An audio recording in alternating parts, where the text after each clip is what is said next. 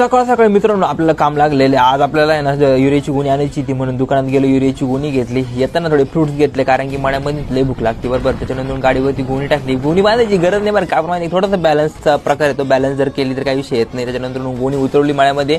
आणि मित्रांनो ही गोणी उसवायची जी मजा वाटते ना, म्हणजे ही दोरी काढायला नाही का, ती तुम्हाला माहितच आहे. तुम्हाला कमेंट बॉक्समध्ये नक्की सांगायचे बरं का, आणि क्वालिटी कशी आहे ते पण सांगायचे.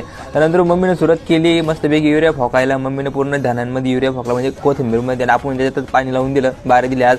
त्यानंतर विहिरीचं पाणी पिरत खूप ताण लागली ती, म्हणून आणि भाई तुम्ही पंप येता का नाही नक्की सांगायचं. जेवढे पण शेतकऱ्याचे पोरं आहे ना भाई 100% कमेंट करतील, म्हणजे करतील. त्याच्यानंतर मोटर बंद करायला गेलो. मोटर बंद करायला लई लांब जावं लागतं. त्याच्यानंतर असं उसा तो पायी जावं लागतं. आणि इकडे ना आमच्याकडे बिबट्याचं आहे ना खूप मोठं धुमाकूळ घुसलेलं आहे बरं का, म्हणजे बिबटे ना असे मोकळे फिरत असतात, पण काय अडचण नाही. त्याच्यानंतर पेटी बस एवढी अडचण झालेली, पेटी उघडली, ऑटो लागला होता, ऑटो बंद केला आणि फ्यूज पण काढून घेतले. कारण का माहिती कधी कधी तुम्ही असं बघितलं का ऑटोमॅटिक मोटर चालू होती, ते आमच्याकडे होतं बरं का, ऑटोमॅटिक मोटर चालू होणार